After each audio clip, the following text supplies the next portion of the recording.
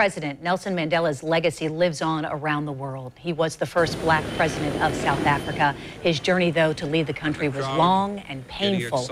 Mandela spent 27 years in prison, accused of trying to overthrow the government. In fact, this is video of him being released in 1990. It still gives me the chills. As president, he focused on dismantling the legacy of apartheid. Now his grandson, Dbada Mandela, is carrying on the legacy of his grandfather and is speaking, in fact, later this morning at UNF. Good morning to you. Welcome. Morning. Thank you for being here. Thank you. When you look back at that video, how does it make you feel? What do you think? Well, I mean, we think of the long struggle that our grandfather had to endure, all those years.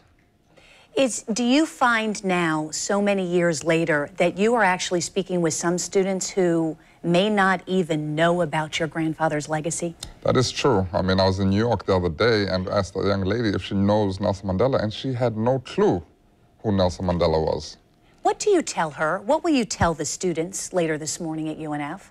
Well, today I will talk about what leadership is really all about. What are the basics of leadership?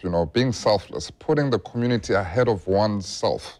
When you talk about a man with compassion, a man who was able to treat people, whether they were royalty, musicians, international stars, or just a mere cook or person who maintained the garden, he had the love and respect to treat all those people with the same amount of respect. Without violence. Without violence. He managed to break the cycle of violence that the apartheid legacy had put on South Africa for so many years. So it's interesting because we see what's going on in the world, and there is some division.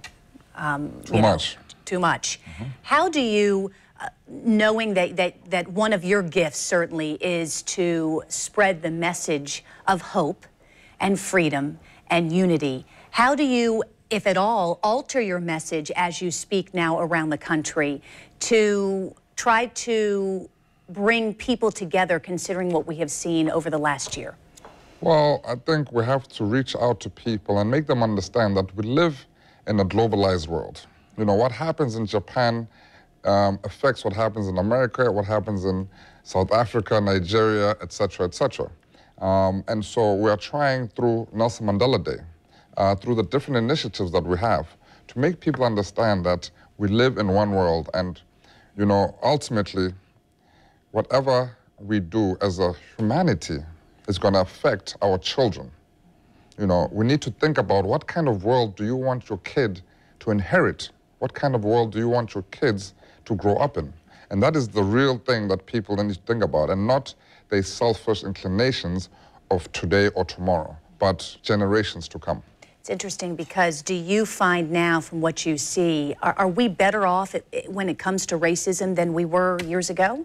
No, it seems as though we are moving backwards, to be honest with you. And it's very sad. But when you look at the younger generation, for me, we need to put as much as we can into the next generation, the young people. That is the key for us in order for us to unlock and break down the misconceptions that exist and all the prejudice and bigotry that exists in the world. We need to make sure our kids do not inherit what is happening in this world today. Now, you felt so strongly, certainly, about the legacy of your father and what you have done in the community, particularly in South Africa, and that you've started Africa Rising. What is that, if you could explain? Well, Africa Rising is really an organization geared towards building a new generation of African leaders that will empower themselves to be at the forefront of Africa's development.